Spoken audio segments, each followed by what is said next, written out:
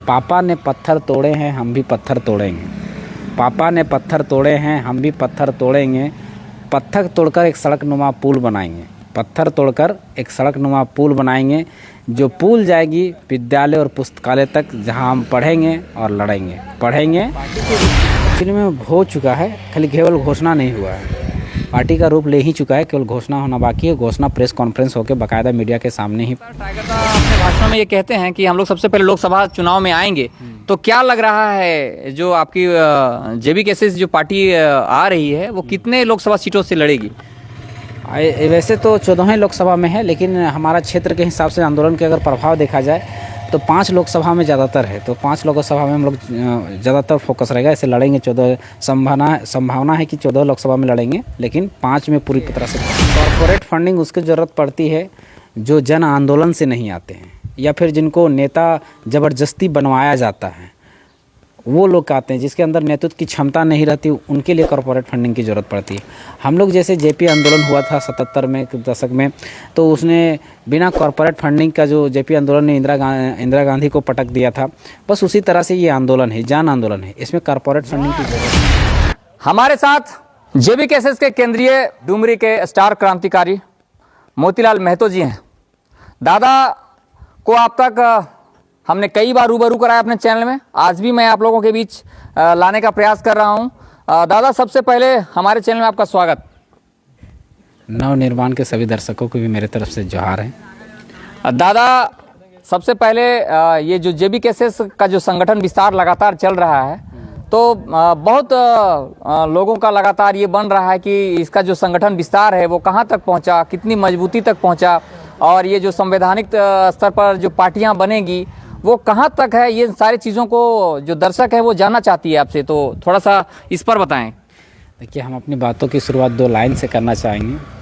पापा ने पत्थर तोड़े हैं, हम भी पत्थर तोड़ेंगे। पापा ने पत्थर तोड़े हैं, हम भी पत्थर तोड़ेंगे। पत्थर तोड़कर एक सड़क नुमा पुल बनाएंगे। पत्थर तोड़कर एक सड़क नुमा पुल बनाएंगे। जो पुल जाएगी विद्यालय और पुस्तकालय तक, जहां हम पढ़ेंगे और लड़ेंगे। इसी सिद्धांतों को देखते हुए, इसी सिद्धांतों को मानते हुए, ऐसे पढ़ो या लड़ो का नारा विनोद बाबू ने दिया था। तो उस सिद्धांतों को पूरा करने के लिए हम लोग ने जो आंदोलन हुआ है, तो आंदोलन 1.5 सालों से 2 सालों से चल रहा है, लेकिन इसमें एक बदलाव नहीं दिख रहा है जिस प्रकार से होना चाहिए कि हम यहाँ आंदोलन कर रहे हैं तो डायरेक्ट वहाँ से नीति बनना चाहिए, लेकिन ऐसा हो नहीं रहा है। तो जिस कारण से हमें सड़क से सदन तक जाने की बारी है, और सड़क से सदन तक तभी जा सकते हैं जब हमारे पास एक अच्छा संगठन हो, हमारे पास अच्छा योद्धा हो, लड़ने के लिए तैयार हो, वो ऐसी योद्धा हो, तब हम ये चुनाव में जा सकते हैं और चुनाव से सदन तक जा सकते हैं। तो उसके लिए हमारा जो विस्तार कमेटी है, केंद्रीय कमेटी पहले विस्तार हुआ, फिर जिला कमेटी, फिर प्रखंड कमेटी, पंचायत कमेटी, और अब बूथ कमेटी का भी विस्तार होगा। विस्तार अभी 2-3 जिलों में शुरू हुआ है, और अभी बहुत सारे ज़िले बाकी हैं, वहाँ शुरू होना बाकी है। तो क्या ये कब तक ये जो पार्टी है, राजनीतिक पार्टी का, ये इसका नामकरण चेंज होगा? अभी तक तो इनका जो है वो समिति के तौर पर ही चल रहा था, तो कब तक इनको पार्टी के रूप में आप लोग लाएंगे? पार्टी के रूप एक्चुअली में हो चुका है, खाली केवल घोषणा नहीं हुआ है। पार्टी का रूप ले ही चुका है, केवल घोषणा होना बाकी है। घोषणा प्रेस कॉन्फ्रेंस होकर बाकायदा मीडिया के सामने ही घोषणा किया जाएगा। तो अभी तक कितने जिलों में ये संगठन अभी तक पहुँच चुका है? अभी 3 जिलों में लगातार चल रहा है, बोकारो, रामगढ़ और गिरिडीह। तो क्या लग रहा है कि और भी कितने जिलों में आप लोग को संगठन को ले जाने की कोशिश रहेगी? ऐसे तो 24 जिलों का है, लेकिन हम लोग कोशिश करेंगे कि जहाँ तक आंदोलन का ज़्यादा प्रभाव है वहाँ तक पहले कंप्लीट किया जाए। जब वहाँ कंप्लीट हो जाएगा तो फिर हम अन्य जिलों में प्रवेश करेंगे। जैसा कि लगातार टाइगर दा अपने भाषणों में ये कहते हैं कि हम लोग सबसे पहले लोकसभा चुनाव में आएंगे, तो क्या लग रहा है जो आपकी जेबी केसेस जो पार्टी आ रही है वो कितने लोकसभा सीटों से लड़ेगी? वैसे तो 14 लोकसभा में है, लेकिन हमारा क्षेत्र के हिसाब से आंदोलन के अगर प्रभाव देखा जाए तो 5 लोकसभा में ज़्यादातर है। तो 5 लोकसभा में हम लोग ज़्यादातर फोकस रहेगा। ऐसे लड़ेंगे 14, संभावना है कि 14 लोकसभा में लड़ेंगे, लेकिन 5 में पूरी तरह से फोकस रहेगी। तो इसमें ये माना जाए कि गिरिडीह लोकसभा से मोतीलाल महतो जी रहेंगे? नहीं, ये हमारे क्षेत्राधिकार में नहीं आता है, ये हमारे अधिकार में भी नहीं आता है। ये हर संगठन का, हर पार्टी का अपना एक केंद्रीय टीम होता है, कोर टीम होता है, तो वो केंद्रीय टीम कोर टीम जो डिसाइड करेगी उस पर हम लोग काम करने का काम करेंगे केवल। और ये अपने से कोई डिसाइड नहीं कर सकता कि कौन कैंडिडेट होगा, कौन लड़ेगा, वो केंद्रीय टीम डिसाइड करेगी। दादा, आप लोग लोकसभा चुनाव से आप लोग आने का तैयारी चल रहा है, तो जैसा कि आप लोग जानते हैं कि लगातार जो लोकसभा चुनाव होता है वो कॉरपोरेट फंडिंग के द्वारा होता है, और आप लोग कहते हैं कि हम लोग पब्लिक फंडिंग करेंगे। तो कितना ये देख पा रहे हैं कि हम लोग पब्लिक फंडिंग से कितना चुनाव, मतलब कितना क्षेत्र को आप लोग कब्जा करने में ये रहेंगे? देखिए, कॉरपोरेट फंडिंग उसकी ज़रूरत पड़ती है जो जन आंदोलन से नहीं आते हैं, या फिर जिनको नेता ज़बरदस्ती बनवाया जाता है, वो लोग आते हैं जिसके अंदर नेतृत्व की क्षमता नहीं रहती, उनके लिए कॉरपोरेट फंडिंग की ज़रूरत पड़ती है।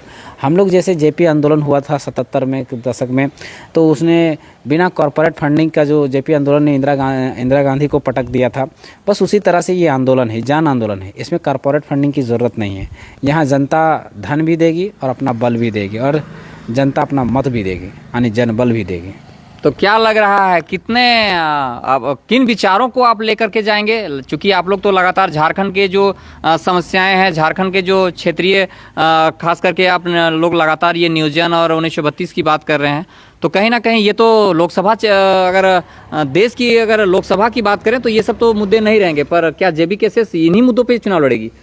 नहीं, जेबी केसेस के लिए मुद्दे तो है ही, इसके साथ साथ भी बहुत सारे मुद्दे हैं हमारे पास। पहले तो सबसे पहली जो लड़ाई है कि हमारे झारखंडियों को पहचान कैसे मिलेगा, वो पहचान को आइडेंटिफाई कैसे किया जाए, परिभाषित किया जाए। तो इससे बड़ा मुद्दा तो किसी के लिए हो ही नहीं सकता। एक आदमी के लिए सबसे बड़ा, या एक राज्य के लिए, एक देश के लिए सबसे बड़ा चीज़ क्या होता है? पहचान। आज G20 का बैठक चल रहा है, क्यों चल रहा है भारत में? क्योंकि भारत की एक पहचान है। उसी तरह से पूरा राज्यों में भारत की, झारखंड की एक पहचान होनी चाहिए, और वहाँ के लोगों को, वहाँ के निवासियों की पहचान होनी चाहिए। पहचान कैसे होगी, आइडेंटिफाई कैसे होंगे, उसका क्या आधार होगा? तो उसका आधार जो कागजात हैं, उस कागजात के आधार पर वेरीफाई होंगे, आइडेंटिफाई होंगे। तो कागजात क्या हैं? खतियान है। तो पहले परिभाषित किया जाए, आइडेंटिफाई किया जाए कि झारखंडी कौन है। जब ये आइडेंटिफाई हो जाएंगे, उसके आधार पर स्थानीय नीति बनाया जाए, फिर नियोजन नीति बनाया जाए, फिर विस्थापन नीति बनाया जाए, खनन नीति बनाया जाए, उद्योग नीति बनाया जाए। बहुत सारी नीतियाँ हैं। इसके अलावे भी हम लोग के पास बहुत सारे मुद्दे हैं, जैसे हमारा शिक्षा व्यवस्था में झारखंड पूरा भारत में सबसे निचले स्तर में आता है। स्वास्थ्य की स्थिति भी बहुत दयनीय है, सबसे निचले स्तर पे आता है, निचले पायदान पे आता है। रोज़गार की स्थिति में सबसे निचले स्तर पर आता है। आपका भुखमरी की स्थिति पर सबसे ऊपर में आता है। तो ये सब चीज़ें हैं, इस सारे में बहुत सारे मुद्दे हैं जिनको हम लोग को लेके चलना है, और जिसके दम पे हम लोग चुनाव लड़ेंगे, और शायद उम्मीद है कि जीतेंगे, आशा भी है कि हम लोग जीतेंगे। दादा, अगर हम झारखंड के मुद्दों की बात करें तो अभी एक हाल फिलहाल आप सहायक टीचर, जो सहायक शिक्षक आचार्य का जो बहाली आया था, वो फिर से रद्द कर दिया गया। आप लोग तो लगातार ये आंदोलन तो कर ही रहे हैं, पर जितना भी आंदोलन आप लोग कर रहे हैं उतना ही बैकफुट पर चला जा रहा है सरकार, और ये जो जितने भी नौकरियाँ बहाली। देखिए, कभी भी किसी भी राज्य का, हम एक ही राज्य की बात नहीं कर रहे हैं, सभी राज्य का, जितने भी 28 में से 18 राज्य हैं, 18 राज्य के हम लोग हमने स्थानीय नीति और नियोजन नीति को पढ़ा, चाहे जो नियुक्ति की जो नियमावली होता है उनको पढ़ा।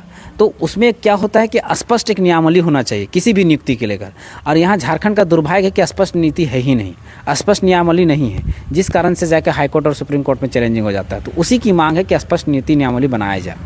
तो क्या लग रहा है कि जिस तरह से आप लोग जन मुद्दों को, जो झारखंड के जो ज्वलंत मुद्दाएं हैं वो लगातार आप लोग लाते हैं, पर कहीं ना कहीं अगर आप डुमरी उपचुनाव की बात करें तो वहाँ पे मुद्दाएं गौन हो जाती है अचानक। आप लोग इतना 2 साल से लगातार आप लोग आंदोलन करते हैं, और उसके बाद देखिए गौन हो जाते हैं। वो उपचुनाव था, इसलिए वो चीज़ें हुई, लेकिन 2024 में बदलाव आएगा। धन्यवाद, जोहार।